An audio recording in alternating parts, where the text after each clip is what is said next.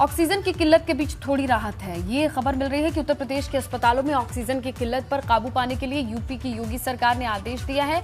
IIT Kanpur ने एक oxygen audit system app तैयार किया है, जिसकी मदद से अस्पतालों में कितनी ऑक्सीजन है, कितनी खपत है, कितने समय की बची है, सबका पता चल सकेगा। आईआईटी कानपुर के पूर्व उप निदेशक प्रोफेसर मणिंद्र अग्रवाल के निर्देश में 24 घंटे में इस ऐप को तैयार करके शासन को सौंप दिया गया है। सीएम योगी आदित्यनाथ ने ऑक्सीजन ऑडिट सिस्टम तैयार करने के निर्देश दिए थे। अहो भाग्य कि इस पर काम हो। तमाम जो लोग भटक रहे हैं, यहाँ जाना है, वहां जाना है, कहाँ जाना है, इन सारी चीजों के एक ऐप के जरिए कम से कम आइडिया रहे, ये सही से काम करे ताकि लोगों की मदद हो पाए। शाहजहांपुर के मेडिकल कॉलेज से मानवता को शर्मसार करने वाला मामला प्रकाश में आया है, जहां 23 तारीख को एक महिला की कोरोना से मौत हुई। कोरोना संक्रमित महिला के मौत के बाद उसके शव 5 दिन तक पड़े रहने की खबर रही, लेकिन अस्पताल प्रशासन की संवेदनाएं यही नहीं जागी। 5वें दिन में एम्बुलेंस चालकों ने मानवता दिखाते हुए इस महिला का अंतिम संस्कार का इंतजाम किया। तब कहीं उसकी बेटी ने अंतिम संस्कार किया। बेटी ने मां को मुखाग्नि भी दी।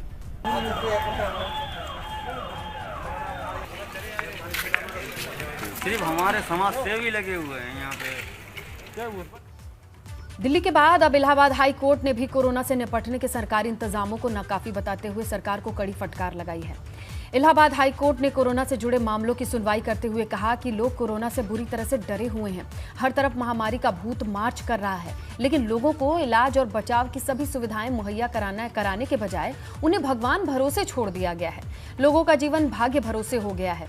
अस्पतालों में लोगों का इलाज नहीं हो पा रहा। आजादी के 7 दशक बीतने के बावजूद लोगों को उनका जीवन बचाने के लिए ऑक्सीजन नहीं मिल रहा है। ये बेहद शर्मनाक है। दिल्ली की तरह इलाहाबाद हाई कोर्ट ने भी सरकार से कहा, कोविड की एंटीजन रिपोर्ट नेगेटिव आने पर भी लक्षण वाले बीमार मरीजों को अस्पताल में भर्ती कराकर उनका इलाज किया जाना चाहिए। माननीय न्यायालय ने तल्ख टिप्पणी करते हुए कहा है कि लोगों का जीवन भाग्य भरोसे है।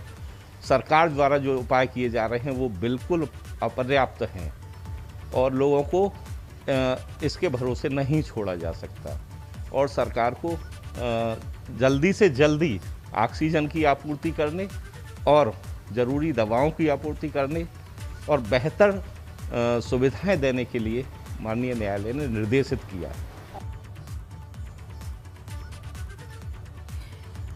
तो इस तरह से तल्ख टिप्पणियां, ये हताशा और निराशा भी एक तरीके से जताई गई है कि लोग वाकई भगवान भरोसे चल रहे हैं।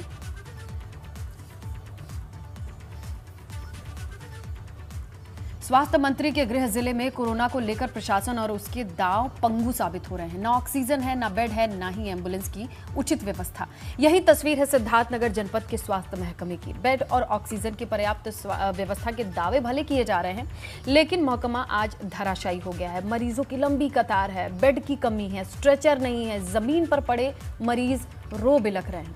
परिजन महकमे की जो व्यवस्था है उसकी कहानी बयां नहीं कर पा रहे हैं।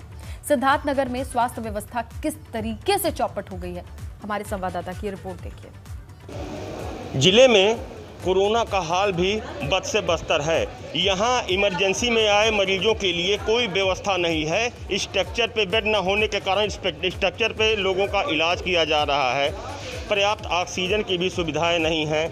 एम्बुलेंस की यहाँ पे कमी। ऐसे में हमारे साथ कई लोग खड़े हैं, इनसे जानते हैं, पूछते हैं कि आखिर क्या परेशानी है आपकी? सर, उनका जैसे ऑक्सीजन चाहिए, उनको रिफ़र कर रहे हैं रात से कि लेके जाइए बाहर, तो हम लोग गोरखपुर या लखनऊ लेके क्या करेंगे जाके वहाँ पे, वहाँ जब व्यवस्था नहीं रहेगी